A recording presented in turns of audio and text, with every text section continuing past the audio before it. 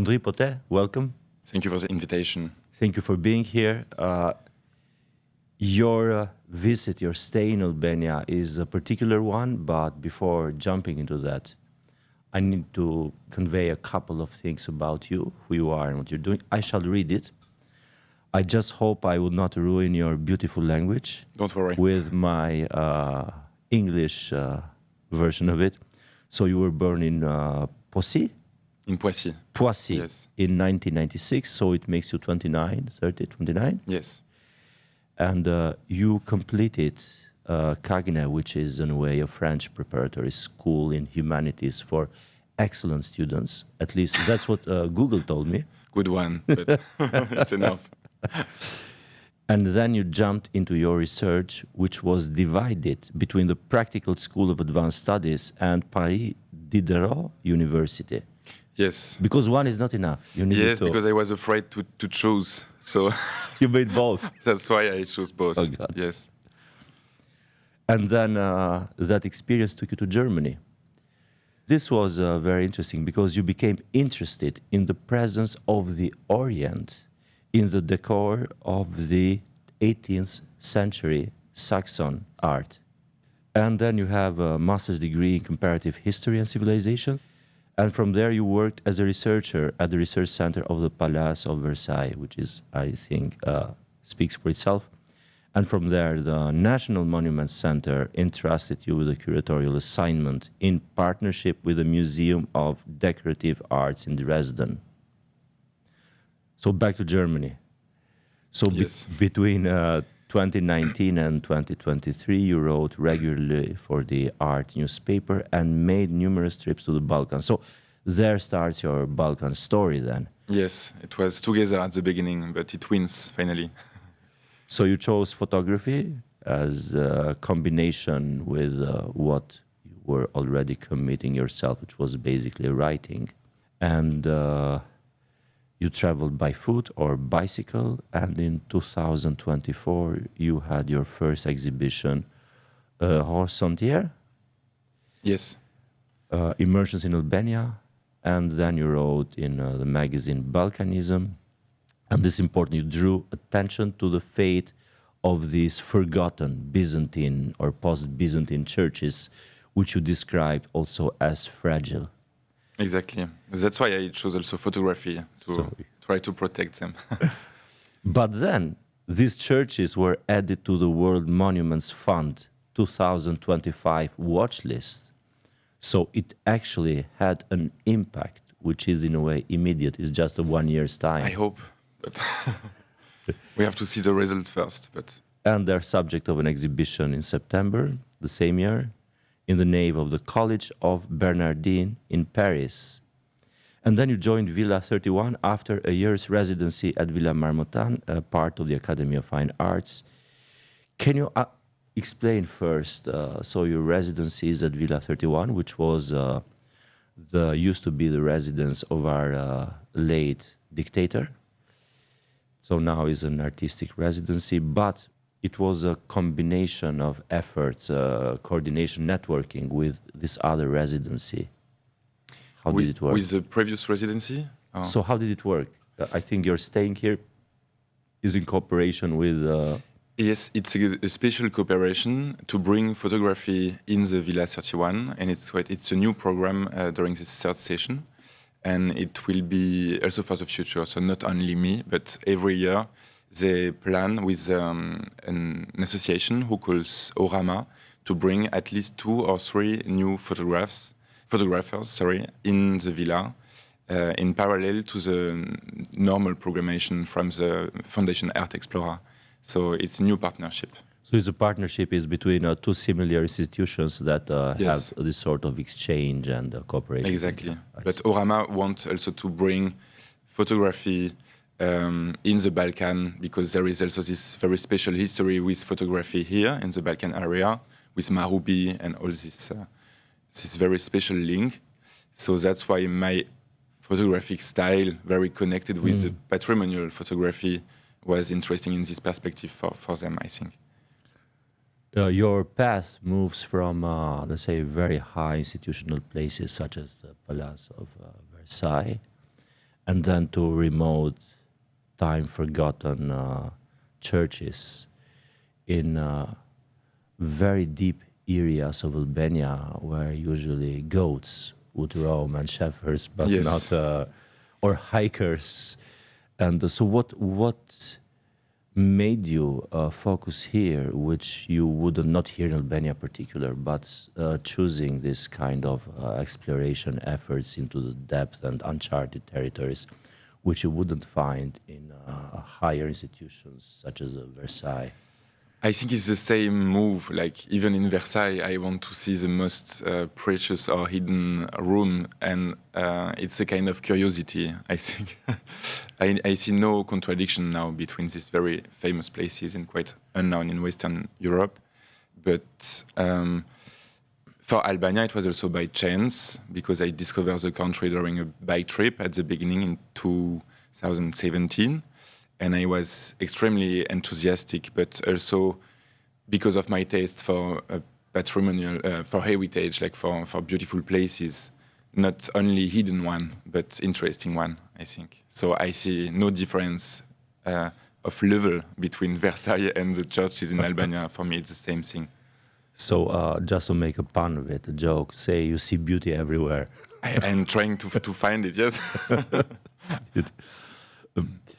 On the other hand, starting from your interest in finding the Orient in this Saxon 18th century decor, how did it help you, or in a way, did it influence or shape your understanding and appreciation for later adventures, if we may call them like that, including this Byzantine exploration of churches in the Balkans? I think it was connected with my thinking about Orientalism, to fight it in a way.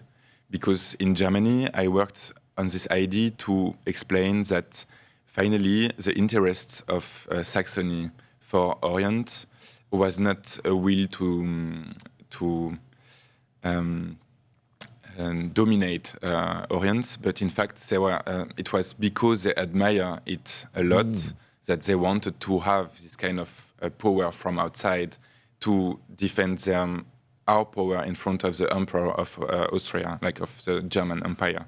So it changed a bit the perspective, and because it becomes completely different during the 19th century, but at the beginning of the 18th century, there is this very strange other perspective, like interest as an admiration and not a will of domination. And I wanted also to change the view on Albania thanks to this very special heritage, because usually in France it's considered as only a Muslim country, an Oriental one, and it was interesting for me to show that it's a part of the European history, also in the medieval era and later, so forever, since ever. So that's why I wanted also to see Albania to change my mind about all this prejudice of a very potentially dangerous country, and it was important for me to explain that there is also very common things for European mind, and usually French people are very surprised to discover this kind of churches in Albania because they think they are persuaded that it's only in Greece or in Italy. So it's also funny for me to bring Albania on another way, even for history of art. It's funny in a way because first is the skewed view of Albania which many in the West have, but on the other hand, that skewed view implies other sins: Muslim, bad; Oriental, bad. Are they even white? Bad. So all these things which are in a way, so as we others try to shed light on the true realities of a space, on the other hand, and show that which is a multicultural, multi-religious country in this perspective, especially in history right now, we've become more materialist, of course, like the rest of our European club where we want to jump in. But these are not sins per se. These are not bad things, but it's still very interesting that you explore these hidden realities in a way frozen in time, at least in spirit. But I have a question. Since these churches, these monuments, now some of them have become, in a way, more officially recognized as monuments, being in the watch list of endangered ones. Nobody has went there, and no rituals in a formal sense. The liturgy was not there for quite a while, even, I don't know, centuries maybe, or at least decades, and they are forgotten in a way. Do you still find conceptually or in any other form still a presence of the sacred there? Yes, for sure. I'm trying to show it through photography, but yes, and not only human life, but also life from the nature, because there is now many animals inside, like bats and very rare one, and birds and snakes. So I think it's also beautiful to see that even they are abandoned sometimes, they stay a kind of refuge for all the species. And also there is some special attention from the villager, for example, to maintain these churches as comfortable places in a way. They bring some water, they bring also some sweeties sometimes, and even there is nobody inside, but there is still this idea to conserve a church as a house, as a sacred one. So it's very useful for me because water helps when I'm alone. And I see it very regularly, even it's completely isolated and quite abandoned. So in a way there is still a slow, very minute maybe, but there is still a little pilgrimage going on. So that's why the locals put some and for sure there. they bring also some clothes sometimes, like a shirt, to have better health probably, some socks also very regularly, and they put it on the ruins of the iconostasis. And I'm trying also to document this kind of attentions or ritual, because it's the last liturgy inside, in a way. There is also small, like modern icons or coins. I see, thanks these rare elements, that there is still life inside, even it's not so visible at the first sight.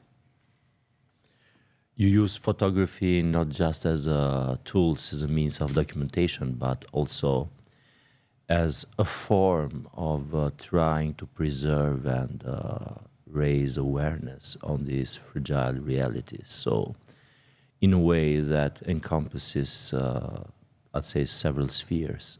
There is this research documentation, there is this advocacy approach, but there is also an artistic expression. So this is one may say, from a very crude and simplistic point of view, that you have at least three realities merging with one another. How do you flow through that? Manage it, yes. Like, I'm formerly an historian of art, so for sure my eyes are the eyes of the historian. So I have also this interest for these places because I find them historically interesting, but at the same time, I see it just only beautiful without any consideration for what I'm doing here. I just want to enjoy sometimes. But after, I know that the photographs I take could be useful for some like restoration works.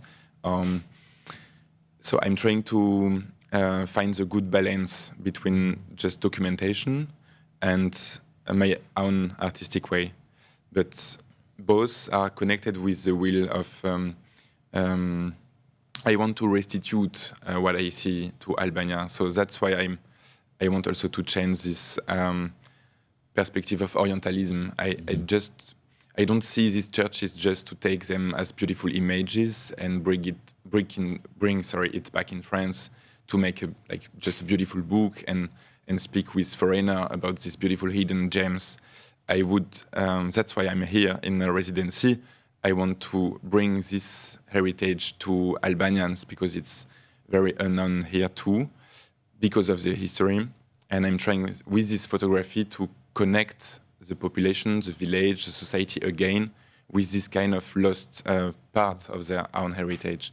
The religious one, but not only religious, it's something more general. So I'm trying to find this balance with my own style between both, but with the same will of connection. It is true, not only I haven't been on any of those locations, those churches, monuments, but I didn't even know they existed. So what you're saying is so true. Even us, the locals, weren't aware of those. If I may show some of the photographs you shared with me, which are part of your exhibition at Villa 31. The exhibition, I think it's over, is still open? It's over, sadly, now. So yes, we can show the photographs nonetheless, and we're going to put them also on full screen later. I hope to organize a bigger one next year, but we have to work. Oh, really? That'd be great. Yes. We think about it.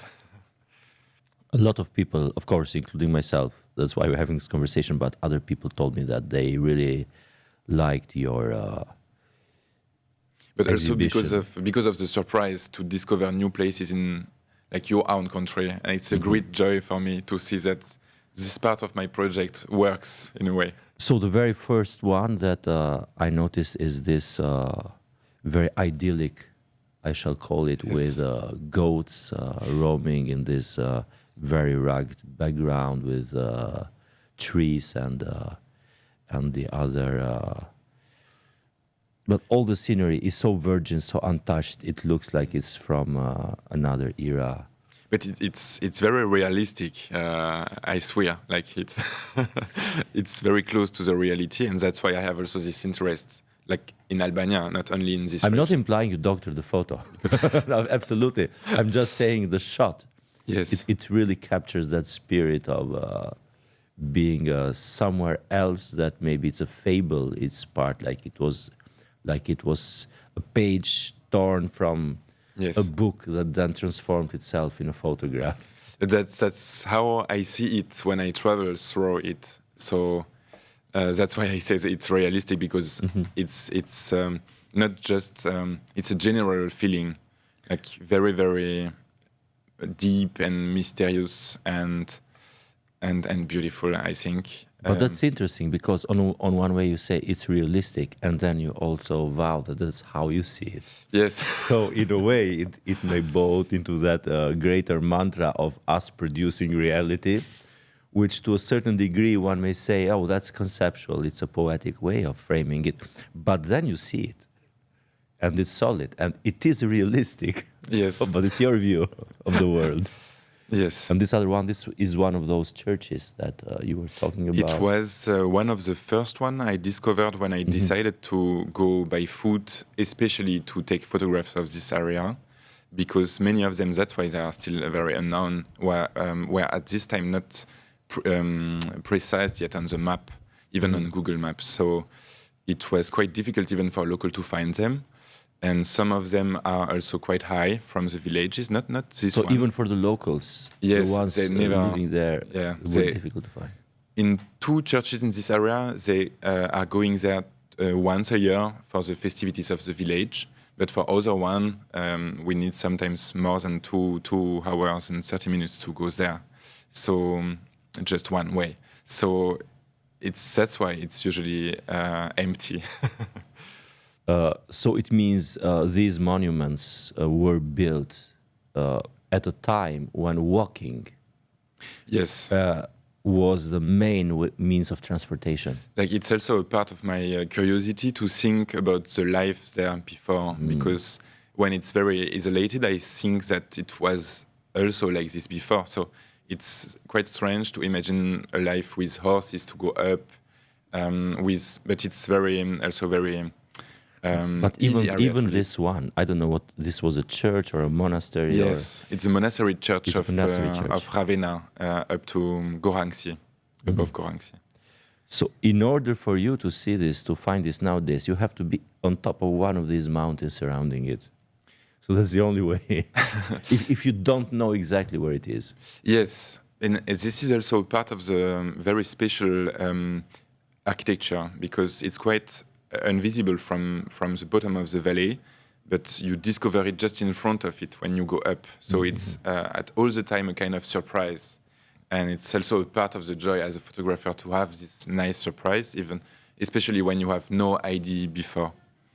And one can see in your exhibition photographs even the interior Yes. of these places. And in some of them, there are these clothes you were telling me Yes. that people live there, so they, in a way, to say it crudely, they get the good energy, this more metaphysical presence. So when they wear them, they may get healed and other things. It's a cave church of next to Sarakinisht. This one. Yes, so it's a complete built in the cliff. Mm-hmm. And this other one, which I found quite interesting. So these almost makeshift structures are holding the ceiling and the. Yes, it was like former iconostasis of the church of Spilé, so the same monastery next to Sarakinisht. And there is good news now, because since this week the church is restored and reopened. Really? Yes, a local directorate for cultural heritage. So it's you can just go there now. Yes, now this very special condition is only visible on my photographs. You may feel very happy and proud to have contributed to this. I think it's it's not only because of me. It was like a good energy between Ardis Duca, who is in charge of this heritage there, and also a new interest around. But it's a contribution still. Yes, it's kind of contribution. Yes, but it's very impressive for me. I saw some new photographs of the church just yesterday, and it's completely different, because now the frescoes are quite washed up, like quite new with more colors. So it's a completely different atmosphere inside. So I want to come back and see how it before and Yes. after, and you can have some nice documentation. Yes, to compare. And you also have some other photographs, which in sometimes they are more context oriented, or Yes. let's say outer areas, but sometimes they also capture details, like Yes. such as the head of this horse. Where was this? It's here also in Dovian, so it's a mark of the like difficult past also in Albania, because many frescoes are damaged, sometimes voluntary, and I would protect these marks because it speaks also about the history of the churches and of the country in a way.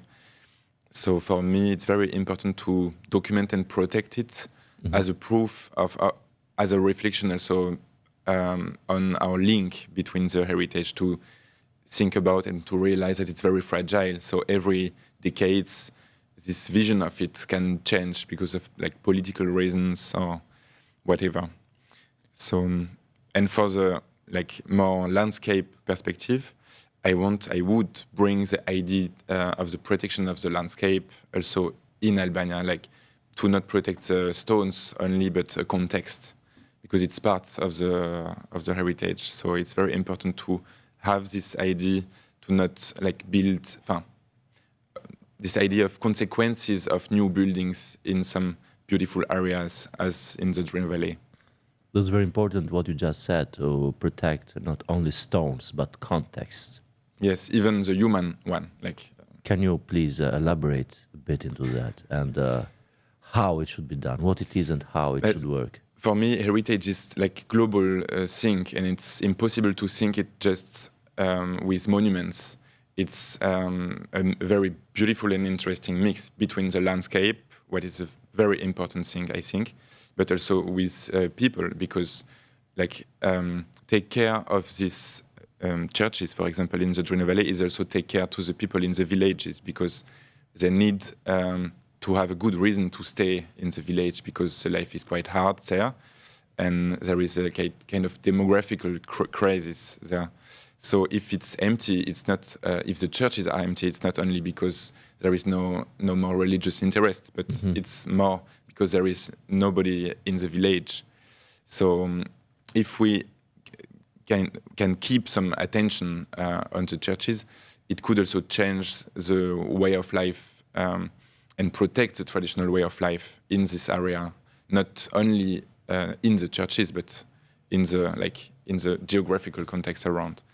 And because some big international protection for heritage as UNESCO in this area are only focused on Gjirokastër, but it's a big problem for the land around because some visitors think like interesting things are only in Gjirokastër, and very few of them tourists have the idea to go outside of the city to discover the land, the countryside. Yes, I mean there are wonderful things in a lot of places. And, Yes. Gjirokastër in this regard overshadows them. It kind of eclipses the rest. That's why in this area, this idea of context is so precious because there is a very strange connection between sheep's area, but also archaeological sites, beautiful one as Antigonea, Adrianopolis, very quite impressive one. Also not because of the stones, but because of the landscape around, because of the localization of the stones. So, and it's very connected with the churches. Some churches are built with the stones from the archaeological sites. So it's also a vision of the continuity of history. And it's very visible in Albania. So it's also, for the photography, a huge part of my interest there. For the untrained mind, including myself, usually the common view of history is rather diminutive, reductionist, and in a way also very naive. For instance, you have this era here is prehistoric, whatever that means, and then you have antiquity. So there is these steps that you don't see that inside them there is this continuity, and so history is not a bunch of things you put together chronologically. It's actually one bigger thing that communicates and works. Sure. Especially in Albania. That's why in my bigger project, I'm trying to document this kind of feeling of the porosity between different eras in the landscape or in some special places like around Prespa, because sometimes we don't know if this part of an old wall is from the before Christ or just from the Ottoman era or just from the 50s. They're so intermingled. Yes, it's the same material, same way of building, and I think this continuity and is very, very special and very beautiful. So some roads, sometimes Stones Road, could be antique or from the end of the 19th century. You don't know. And now all these things are on the point to disappear because of the new infrastructures, new roads, and it's sometimes very useful and very important to build it. But that's why I don't want to work only in a nostalgic perspective, but I'm trying to document it because I see that it changes and it disappears. So even from a functional point of view, in cooperation with Albanian and even international institutions, it can function for them to be included into maps, guided tours, and magazines, specialized ones, and similar publications and efforts, I think, may work or not. Also to change the narrative around tourism in Albania, because I see that usually we think or speak about it very badly as a danger, for the coast, and it is actually. But for many other places, as in this church, with these churches in the Drino Valley, the lack of tourism is also a big problem. So it's also a lack of money for the villages. So we could bring a new idea of how the tourism could help if we respect the areas. So I think it's difficult to talk about sustainable tourism because usually it's only a marketing thing and it doesn't work. But we can try to find a new way, to give the idea to to these churches, for example, without any roads. So if it's only possible to go by foot, go by foot. Like even it's difficult. There are people who love that, and they are in for an adventure. And Yes. You have this long journey, which can have its own degree of relative minor risk as well. And they sweat and go through mountains and valleys. In the end, oh, look there, God. Yes, and they will adore it, I think. Because But I see that a couple of also aesthetical observations, if I may. So, of course, what immediately gives to the eye is the fact that your photographs have a strong contrast and they are black and white. yes, yes. I think it's like for different reasons. It's also very connected with the tradition of heritage photography. So, like in France, there is this kind of heliographic tradition, like from the mission organized in the 19th century to document, especially the religious heritage. When after the French Revolution, 50 years later, many churches were in very bad conditions. So, like, it's also quite similar to Albania after the communist regime. So. The state order sent many photographers in the countryside to document the ruined church everywhere, and I grew up as an historian of art with this kind of beautiful old photographs, and especially on churches with this very deep black and white. So I think it's why also I choose this special aesthetic. But in Albania, it's also to protect the idea of distance or mystery around the churches. And because usually when there is an interesting place, it's presented in the media or in social media, especially with very strong colors and a very artificial one in a way, because of marketing will to promote the idea of tourism. And I want to speak about the churches, but I don't want to turn it in a touristical destination only. So it have to stay as a sacred place and as an isolated one. So the black and white for me is also a good way to find this distance and broke a bit this local current aesthetic of adventure, of something sensational. I think we need now something more quiet sometimes and more more respectful, more discreet, and to change the approach of the beautiful areas. Like I'm trying to. It's also very respectable, and considering that, as you were pointing out, nowadays consumerist view on things and destinations and even aesthetics. So there are a couple of places in Albania, at least that I know, and one of them is where I'm living now, which is an area called Pazari, the new bazaar. Yes. When they remade it, because it was scant and everything, so they made it more, let's say, livable in a way. They made it on purpose, also Instagrammable. That was part of the job. And that is quite, in a way, cynical. So something that would be inhabited by real people and crafts and vendors and even tourists, you know. So the way you render that piece is to look good on the digital side of things. And that's quite amazing. It's in a way dystopian. And I totally understand what you're trying to do here is to actually keep the sacred in place. And what you said, this is realistic. It's real. It's not a digital manifestation. And yes, and sometimes, like, if you want to present it as something Instagrammable, you have to change the color, like, because if we speak about the churches, the first aspect of the frescoes abandoned. It's sometimes very gives a very hard feeling of something sad, or I want to show that it's beautiful, not only sad or abandoned. So that's why I'm trying to find this balance, and not bring this violent idea of something about shame. Like, I don't want to speak about these churches to show that Albanians abandon it because they didn't have the choice to abandon it. It's not their responsibility. It's perhaps the responsibility of the state in a certain way, but not of the villagers. And they took care of the churches. So I don't want to shame them with this wrong vision of the buildings.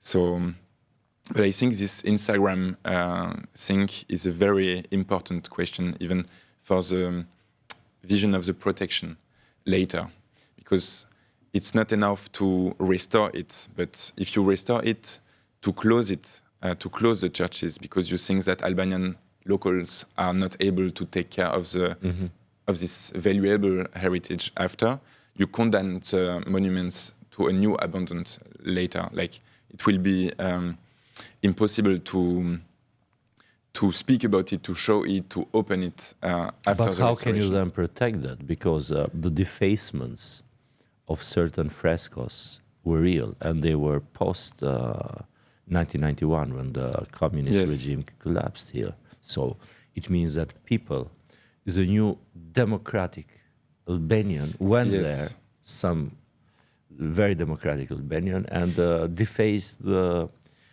faces of and other aspects of the frescoes, and some put their names there. Yes, it was also before, during the Second World War, but it was also a reason of my stay in Albania to understand a bit the story of my subjects, like the story around. So I wanted to search in the library of Enver Hoxha to understand why he has this kind of crazy politics against religion. But so that's why I was also in the archives of the Ministry of Culture to find new, like old views of the churches during the communist era, to understand when it was abandoned. And I realized, in fact, that they were quite protected at the same time during the communist regime, also probably because of the will of some people in charge in the Ministry of Culture, as Piero Tomo or Alexander Mexi. But it was very impressive for me to realize that despite the local stories around, it was not destroyed by communists, but it was abandoned after the 90s. So mainly, like, the buildings around the churches fall down during the 90s, or even at the beginning of the 21st century, sometimes very recently. And it was a complete surprise for me. I thought that it was in ruins probably since the 50s, but in fact, not at all. So destruction happened after the collapse of the regime, which would stop, which would prohibit the religion, but after that one. Yes. And in a way, they are still very much in danger nowadays, some of them at least. Yes, it's very paradoxal, but because, like, in fact, they were definitely abandoned because of the collapse of the Ministry of Culture, in a way. So, and even when some very, like, important archaeologists were able to find a good way to protect it, but it was not the emergency at this time. So I can also understand why it was impossible to think about the churches when they had to think about, like, food in villages. So it's something like, now I think Albania changes for real. So that's why it's a time to think about it and to find, like, international helps or advice to find a good way to restore it. But now we have entered this unstoppable force of progress mantra, which is that we must embrace progress at all costs. And it's not just philosophical. I'm almost quoting our government officials regarding that, from the prime minister and down, the chain of command. And so of course, preserving heritage is one of the true pillars of the government. But as you mentioned, during communist times, officials with very important contributions, such as Piero Tomo and Alexander Mexi, for instance, and now you also mentioned some other officials there, which are really well-meaning and vested in protecting this. Do you think it should not boil down to a few good men and women, but it should be a more institutional Yes. investment, very clear strategy, how to deal with this. Because even the question you made, shall we leave them open or closed if there is no guard there? I think it's essential to keep it open. Yes, because but how you do that? Also, to think about a cooperation with the villagers, for example. If someone in the village, and it's already like that in a way, someone has a key. So if there is a number in the door of the church and the visitors can just call someone in the village to bring the key, it could be a very easy way to open it. But to think it with the local community, because for the moment it's impossible to think it like at the scale of the state or of the land. So even with this local perspective, I think we could change it a bit, and change at the same time the idea of protection, because everywhere when they want to protect it, like usually currently in Albania, they destroy it. Like we see it with this new terrible building built in the middle of the Vjosa Valley, and they pretend to build it to have a place to admire the view, but the building destroy not only the view, but all the natural area. So usually it's something very deeply installed in mind that if you want to take some attention of a places, you have to change it. You have to put some concrete around, to put some light during the night, and it put a road. Why not Yes. a restaurant? And now, since we're developing tourism, why not develop the area? So we have Yes. this residency. It's a tiny one overlooking the hill, but then why not a resort? It's a wrong idea of development, and if you want to protect it, you have to keep it like this, to make something safe, to conserve it, but don't change anything around. So, in this idea of progress is not. It's very difficult to connect it here with this idea of lack of change, like to conserve it like this and not to try to do something better. There are segments within our decision-making ecosystem of the country which thoughts like this and people who would think like this, they'd call a fine labeling, which really makes me smile, is nostalgics. Yes, So, you're nostalgics. Progress is but unstoppable. I'm not. I want to explain that this condition without any management is my idea of progress. And like from Western Europe, we have to make some apologize to explain that our past way was wrong, and we did it also in France, like in the coast, in the western part, in the southern part, and we see now that it's a catastrophe for ecosystems, also for tourism, because like now there is no more interest to go there if it's destroyed.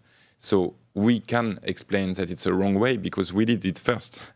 So we have also a responsibility to explain why it's wrong. And now many people want to change the perspective, even in France, to bring it back, like to find nature, to change the way of life, to go out of the cities because of too much concrete. And this idea of décroissance, I don't know in English how it... What was that? Décroissance is the idea to go like against progress in a way. I see. But to find another model. So in a way, against the stream, against the the flow. And for me, like traditional way of life in Albania is my idea of progress. It could be a model for Europe because it's so beautiful to see this local community who live in harmony with nature. I know that even without any idealization, I think the bad idea some local people have on their own conditions of life is not only about poverty, it's also about the projection from Western Europe of the way of their life, and of not only from Western Europe, but only from big cities in Albania. Because I heard many people speak about the countryside in Albania as Bangladesh, and I find it very scandalous because this idea like have a kind of success in mind of the local people, and it's also a way to destroy what is good in this way of life. So this self-cynicism as well, that Yes. we worship that idol which we may know not. Like Jim Morrison elegantly put it, the West is the best. And so we bought into that, and now it has become an idolatry. And even Yes. in cases, as you said, that you should learn from our past mistakes. Yes, it's also because of us. But we should learn from your past mistakes. But maybe the clock of people, the imagination, the culture, the media, I would say media, everything, the pop culture and everything, maybe it stagnated at a certain point where mistakes were being made and under the travesty of progress. And what happened afterwards, kind of, we weren't paying attention very much. Maybe because internet happened and the social sphere, Yes. social channels and media happened, so everybody got distracted to understand, to keep in pace with the evolution of the so-called West ideals. But this evolution was for me very, very impressive to see when I travel alone in the countryside to take some photographs. And thanks to this photographical work, I was able to completely change my mind on what I saw in France.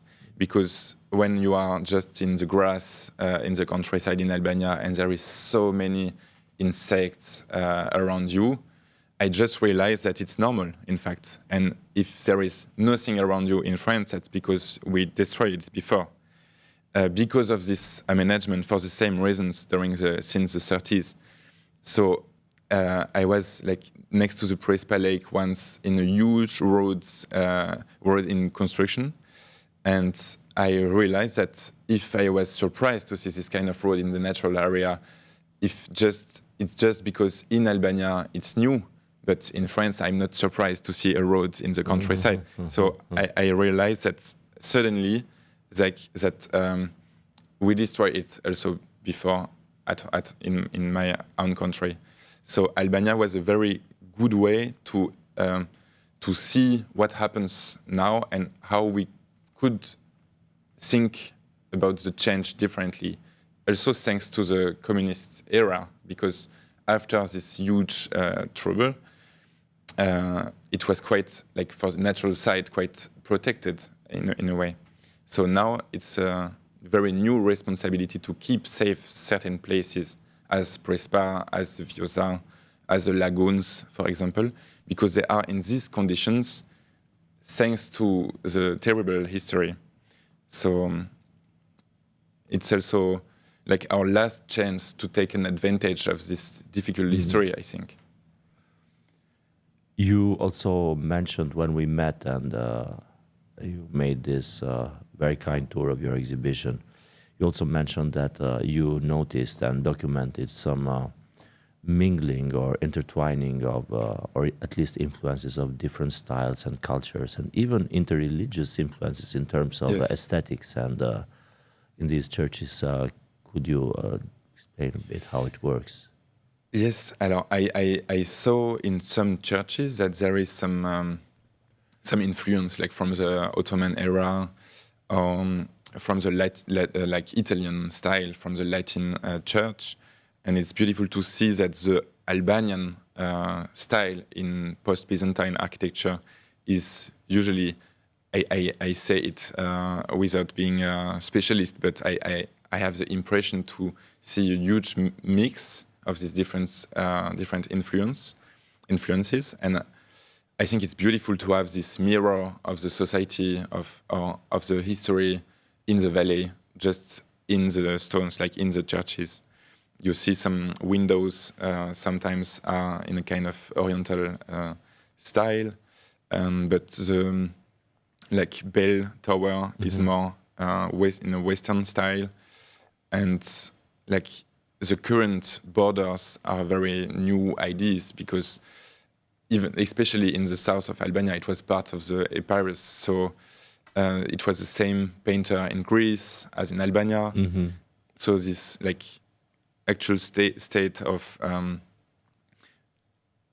even the vision of of Albanian art by Albanians, sometimes it's a bit destroyed by this idea of border, because they think because it's in Albania that the frescoes are naive or quite regional in a bad way. But in fact, not at all. I discovered like very precious frescoes, like from the 16th century, from the 17th. And it's a very, very precious testimony of the Balkan art, but also as a mix. So the Balkans are also an ecosystem of their own, Yes, which exists and flourished, at least in the past, beyond this, the concept of nation states and the strict hard borders. and also yes, and we can see in all the country, from the north to the south, this variety of different buildings, like religious one, because of the variety of the religion, like the tekes and also the Catholic churches in the north, but which were very badly destroyed during the communist regime, and the Orthodox one in the south. So it could be from a different country. It's very impressive to see this huge variety in such a small country. So I think it's also my interest to find these different styles. Even in the Duino Valley, I photographed, like not for this exhibition, but also some Muslim heritage. And it's quite rare too, because traditionally there was not so many old mosques in this part. Like there were mainly inside the cities, but there is in Karditch, for example, Karditch, yes. a very, like it's now completely abandoned. There is perhaps still one family in the village, like in the ancient one, in the middle, next to the castle. But there is still in one part of the village a beautiful minaret, like the tower of the mosque, probably from the like 16th or 17th century. But the mosque itself is not there? Yes, the minaret? not there anymore. Yes. There is a new small one, a kind of very small teke in concrete, quite cute one. But I realized that the Muslim heritage was also in danger. So it's important to move in the countryside to see it, because you can think at the first sight that there is only new mosque, like built by the Turks or by the Saudi now, with like small panel, we build it. But in fact, if you have the time to see like quite hidden areas, abandoned villages, you see that there is this variety. So in a way, I'm going to be very crude here. So one way it could work maybe is they take the old communist maps where the sites used to be, go there with a good drone with long range and battery and just go around, see, it's been destroyed.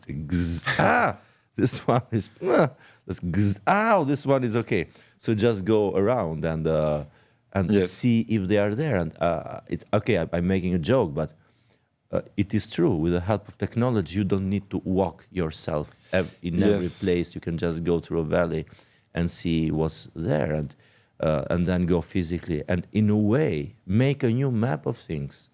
We are supposed to have some sort of, if not for real, at least some institutional decor. Yes, So but I'm at least we know where things are, you know. I'm a very analogic person, so I have to be personally in the places to like feel it. And Yes, of course. See with they my would need own also eyes. to go personally there, but at least you can define if they are there with a drone. So Yes. they don't say, oh, but we don't have the per diems and the public money, etc. This need a tender to. Yes. Just go and see with a drone. You find where it is and go physically there. It's But I still have some surprise, because I thought that I saw almost all of the churches, but in fact not yet. I have still one, like the monastery of Yorgutsat. I have to go, but it's quite far away. And I discovered even yesterday, I was making some research in the anthropological archives, like institute in Tirana, and I saw beautiful ancient pictures taken by Piero Tomo during the 70s, I think. Tomo? Yes. Piero Tomo, yes. Yes. Yes. Mm-hmm.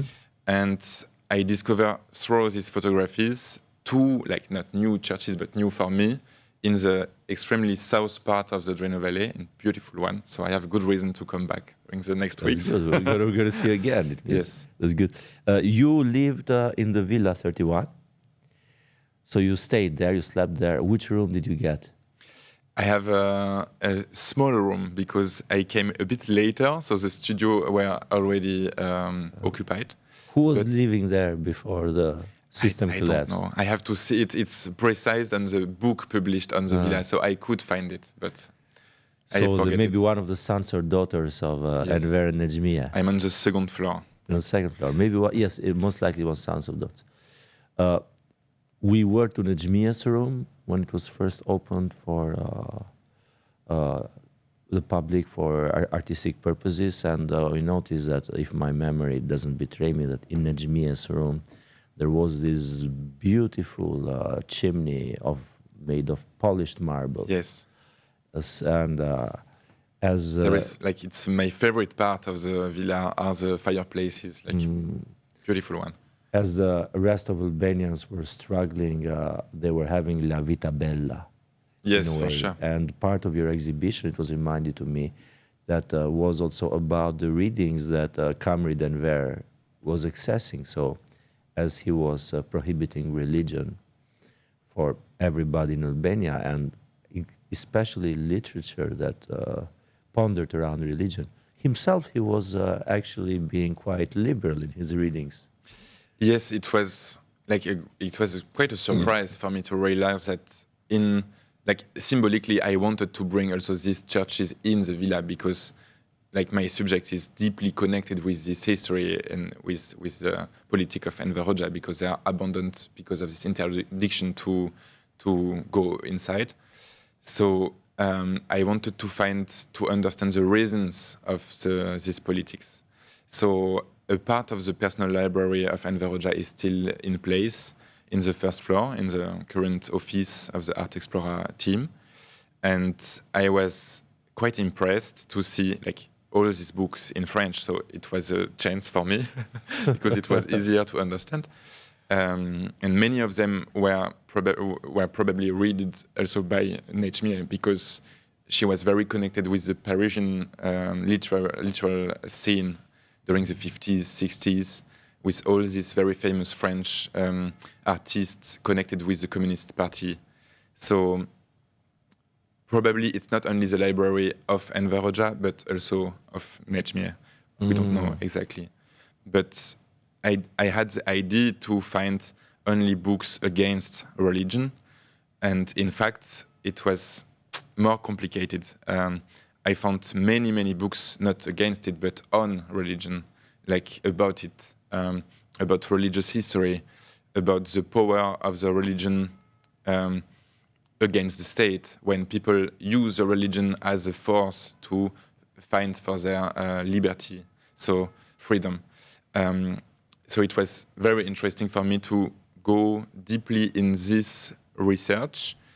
And I found also not only book about French Revolution, for example, because French Revolution was against the church, but I found many books about the Catholic counter-revolution in France, like when the Catholic part of the society, very Catholic one from the West France, decided to fight against the new republic.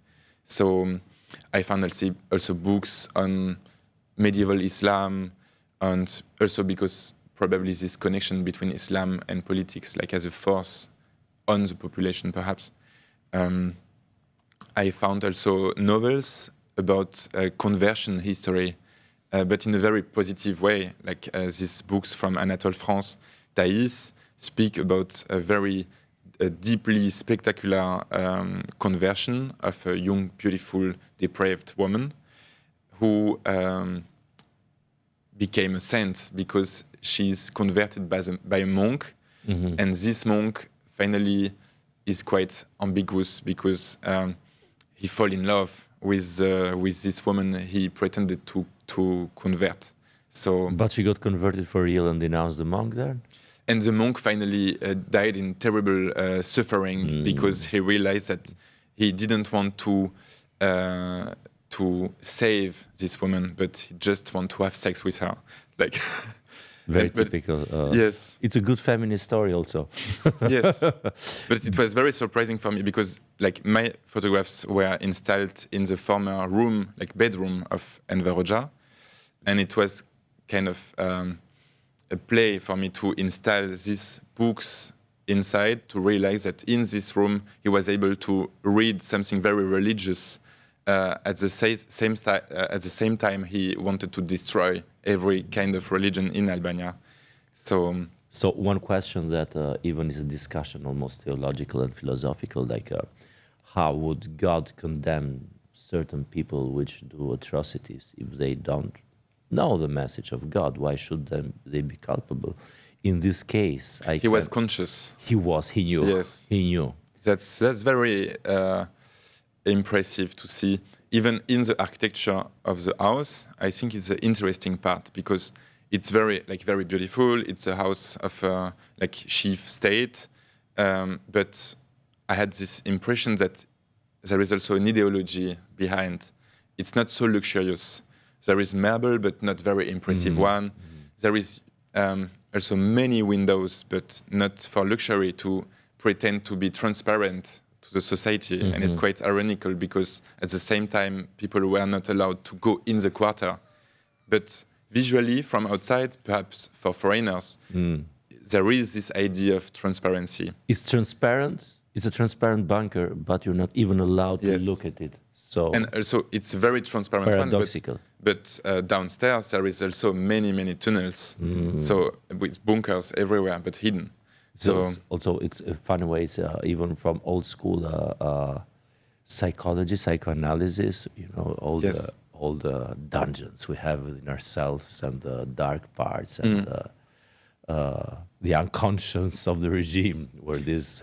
But thanks to this library, we can see that he was very conscious, and he was not against religion. He was afraid of it.